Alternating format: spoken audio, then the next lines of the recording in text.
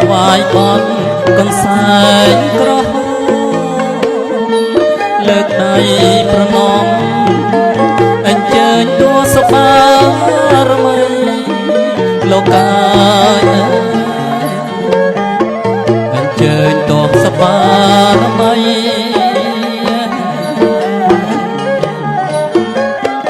ម្ចាស់ទឹកណាយម្ចាស់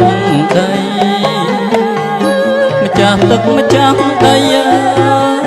ម្ចាស់ព្រៃអោប្រឹក្សាអេម្ចាស់ព្រៃអោប្រឹក្សា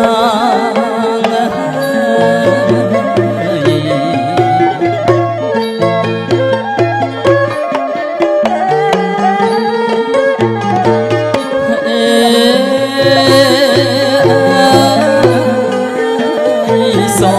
មយាងអនាវត្ថុណាអស័ក្តិសិទ្ធិដែលលោកមានរិទ្ធមានជ័យចេះស្នាលោកកាយមានជ័យអចេះស្នា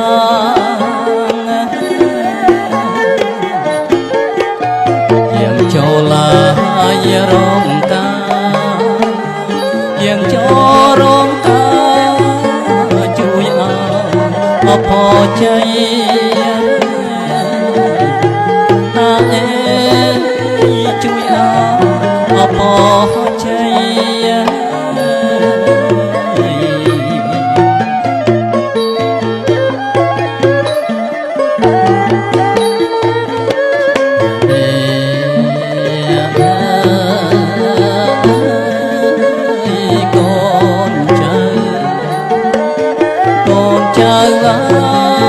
រៀបថ្វា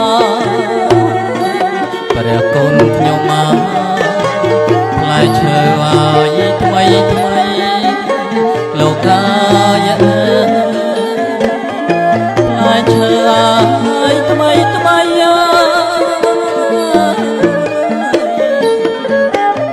សធម៌ឲ្យបាយស័យមលោស្លាបារី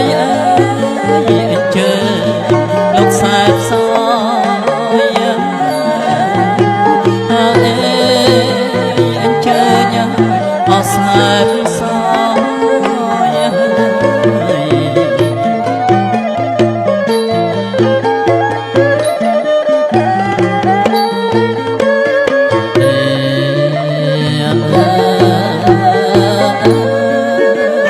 ក្បាលជ្រូកជ្រូកណាយមន់ស្នព្រះគុណខ្ញុំមក